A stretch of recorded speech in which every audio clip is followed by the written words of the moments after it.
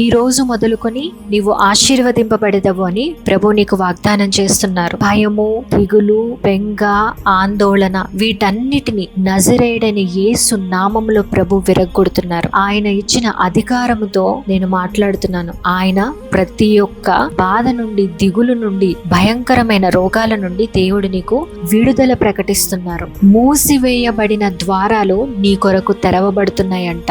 ఆలస్యమైన ఆశీర్వాదాలు ఇక మీదట నుండి మొదలవుతున్నాయంట. ఎడారిలా ఉన్న ప్రాంతాలలో జీవజల ఊటలు పుడుతున్నాయని దేవుడు నేడు నీకు వాగ్దానం చేస్తున్నాడు. మీ కుటుంబాల మీద సమాధానం కలగబోతుంది.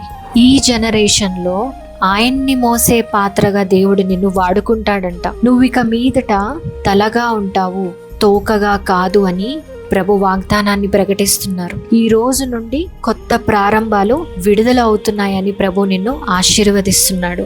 కన్నీటి స్థానంలో సాక్ష్యము రాబోతుంది అని దేవుడు నిన్ను ఆశీర్వదిస్తున్నాడు. ప్రభువు నిన్ను దీవించునుగాక, నీ కుటుంబాన్ని దీవించునుగాక. ఆమెన్.